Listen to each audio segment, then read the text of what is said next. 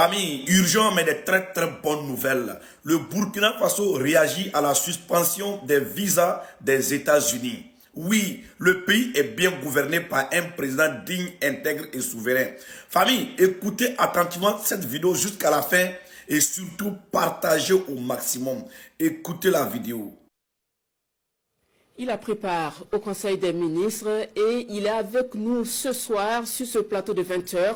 Le ministre des Affaires étrangères, de la coopération régionale et des Burkinabés de l'extérieur est venu nous fournir de plus amples informations sur la procédure d'obtention du visa américain pour les citoyens burkinabés suite à une information qui circule sur les réseaux sociaux faisant état d'une nouvelle décision prise par les autorités américaines. Bonsoir, monsieur le ministre. Bonsoir, madame Kéré. Alors, de cette information qui circule sur les réseaux sociaux, on apprend que les citoyens burkinabés, demandeurs de visa américain, devront désormais se rendre à Lomé au Togo pour les formalités. Est-ce que vous confirmez? Alors, je dois dire que c'est avec surprise, effectivement, que nous avons reçu ce soir même une note verbale de l'ambassade des États-Unis à Ouagadougou qui nous a confirmé effectivement cette rumeur jusque-là qui circulait sur les réseaux sociaux. Officiellement, la raison qui est consignée dans cette note verbale est que le Burkina Faso, au même titre que plusieurs autres pays africains, fait partie d'une liste d'États dont les ressortissants n'ont pas respecté les consignes en matière d'usage des visas. Il s'agit des visas touristes, il s'agit des visas étudiants. Et donc, à ce titre, l'ambassade des États-Unis a été, on va dire, diligentée pour prendre cette mesure de suspension temporaire de délivrance des visas touristes et visas étudiants à tous les Burkinabés qui seront désormais obligés de se rendre à leur ambassade au Togo pour se faire délivrer les 10 documents. La note verbale donc copiée avec moi précise également qu'il s'agira de reprendre en fait les procédures, non seulement d'inscription, mais de paiement pour se faire délivrer ces visas au niveau de l'ambassade des États-Unis au Togo. Donc, ceci pour confirmer que ce qui était jusque-là considéré comme une rumeur a été confirmé par la représentation diplomatique des États-Unis ici au Burkina Faso. Alors, j'ai évoqué ces raisons au titre des motifs officiels. Il se trouve que la note verbale que nous avons reçue comporte des suggestions et qui font référence à un accord que les États-Unis ont tenté de proposer à la partie burkinabé depuis que l'administration Trump a pris ses marques. Dès que cette administration a commencé, l'ambassade nous avait approchés pour nous faire cette proposition dans le cadre de la mise en œuvre de la politique migratoire des Américains. Il s'agissait de quoi?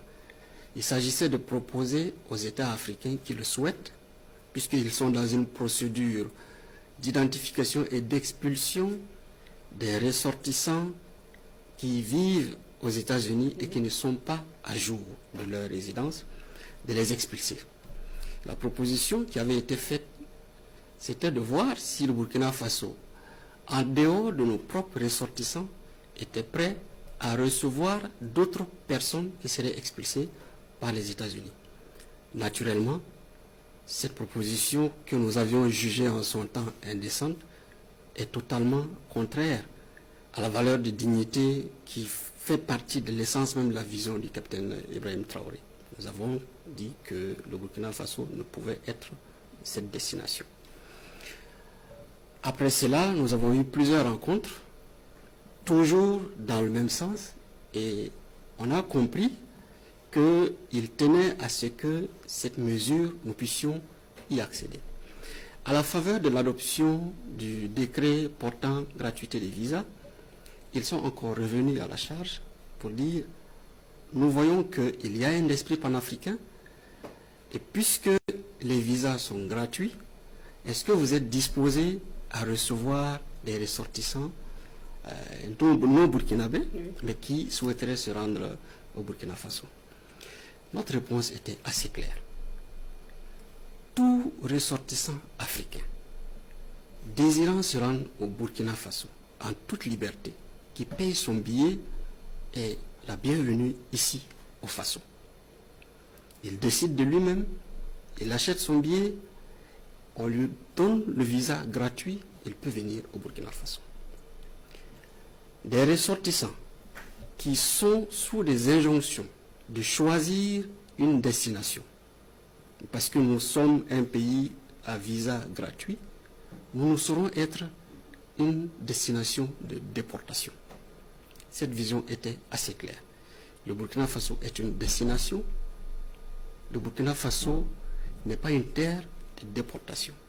Et nous avons précisé cela en disant que la décision du capitaine Ibrahim Traoré, qui a consisté à offrir l'hospitalité à tous les Africains, ne saurait être assimilée à une opportunité pour un pays tiers de se débarrasser de certaines populations que ce pays considère comme indésirables. Nous restons une terre d'accueil, une terre ouverte à tous les Africains, tant qu'ils le souhaitent, ils prennent la décision de venir en toute liberté. Rien qu'hier, j'ai eu une audience avec l'ambassade des États-Unis, audience au cours de laquelle nous sommes encore revenus sur cette question. Ça faisait la énième fois qu'on en discutait, parce que lorsque j'étais à l'Assemblée générale des Nations unies à New York, j'ai eu à échanger avec le sous-secrétaire d'État chargé de cette question, et qui est encore revenu sur l'opportunité de la gratuité des visas qu'il pouvait utiliser pour nous faire cette offre. Nous avons répété la même chose. Alors, il est curieux que ce soit à la confirmation pour la énième fois de notre refus de recevoir des ressortissants indésirables, le fait de considérer notre pays comme une terre de déportation, ce qui est indigne et indécent, que ce soit seulement juste après que cette décision soit prise. Donc vous comprendrez avec moi que le lien est vite établi. S'agit-il d'une mesure de pression? S'agit-il d'un chantage? Dans tous les cas, il est important de préciser que dans la vision de la révolution progressiste populaire, le Burkina Faso est une terre de dignité et le Burkina Faso restera une terre de dignité, une destination et non pas une terre de déportation. Alors, Monsieur le ministre, justement, nous avons appris la visite prochaine, en fin octobre, d'afro-descendants vers le Burkina, ou pour dire au Burkina. Est-ce que cette visite a un lien avec cette décision qui vient d'être prise par les autorités américaines? Je dirais clairement non. Et comme vous pouvez le savoir, nous avons été surpris de cette mesure qui est venue subitement après notre refus catégorique de recevoir des personnes qui sont jugées indésirables. Ce n'est pas pour les qualifier comme des personnes indésirables. C'est lié au fait que la politique actuelle du gouvernement en place, malheureusement, voit en chaque ressortissant étranger un danger, ce qui est très grave. Et c'est ce que nous avons répété à la représentation américaine, que parmi ces gens, il y a beaucoup d'Africains, beaucoup de Latino-Américains, beaucoup de non-Américains qui résident là-bas, qui ont sacrifié leur vie et qui ont participé à la construction de la paix et à l'économie des États-Unis. Ils ont fait tout ce qu'il y a comme boulot. Ils ont vidé les égouts, ils ont balayé les rues, ils se sont occupés des personnes âgées dans les maisons de retraite. Ils ont travaillé dans tous les services pour offrir aux Américains une vie décente. Ces gens sont aujourd'hui identifiés comme indésirables du fait qu'ils sont rentrés illégalement sur le territoire. C'est une mesure souveraine, certes. C'est une mesure souveraine, certes, mais cette mesure ne peut être, on va dire, le motif principal pour juste identifier des destinations quelconques en Afrique et aller les déposer. Donc, pour revenir à la question des afro-descendants, les afro-descendants qui souhaitent venir au Burkina Faso sont des frères et sœurs qui souhaitent renouer avec leur propre histoire, partir à leur propre rencontre. Ils ont vu au Burkina Faso une terre à laquelle ils s'identifient. Ils viennent ici par amour et beaucoup d'entre eux souhaitent s'établir au Burkina. Je dois préciser que beaucoup s'attendent à acquérir la nationalité burkinabé. Et nous sommes en train de travailler à préparer ce séjour. Donc, ces gens viennent librement. Il ne s'agit pas de gens qui sont sous la contrainte de choisir une destination. À ne pas confondre. À ne pas confondre. À ne pas confondre. Et toute personne qui prendra la décision de venir librement, qui n'est pas obligé de rester dans un périmètre défini par un État tiers, de dire, vous êtes obligé de quitter, maintenant voilà une liste de pays parmi lesquels vous devez choisir votre destination. Ces gens peuvent venir tranquillement ici. Donc c'est deux choses différentes et nous travaillerons toujours à rester une terre d'accueil pour toutes ces personnes. Mais comme je le dis, nous ne sommes pas une terre de déportation. Donc c'est assez clair. Et je rassure nos frères et sœurs afrodescendants qui planifient effectuer un séjour au Burkina Faso, qu'ils seront toujours chez eux ici et que nous prendrons les mesures pour qu'ils se sentent effectivement en africain, qu'ils se sentent sur une terre de dignité. Alors, Monsieur le ministre, au regard de la décision dont il est question ce soir, cette décision des autorités américaines, comment vous entrevoyez la suite de la coopération entre le Burkina et les États-Unis? Le Burkina Faso a toujours été ouvert au dialogue. La donne nouvelle à travers la révolution progressiste populaire aujourd'hui, c'est de mettre l'accent sur la dimension respect mutuel.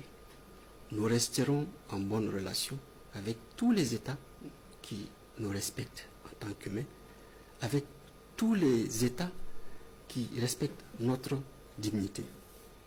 Naturellement, la mesure qui a été prise ne saurait nous laisser indifférents.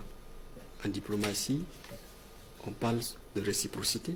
Nous prendrons les mesures qu'il faut, à la limite des mesures qui ont été prises par les autorités américaines, sans pour autant compromettre l'amitié, la solidarité, la fraternité entre les peuples du Burkina Faso et les peuples américains.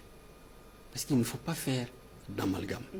Il y a une sympathie entre des communautés, entre des populations qui veulent travailler ensemble, mais qui se trouvent souvent dans des espaces où l'autorité crée des limites ou des murs qui les séparent. Donc c'est pour rassurer que nous restons toujours une terre ouverte, nous restons toujours un pays de dialogue, un pays qui souhaite établir et nourrir les relations avec tous les pays qui nous respectent.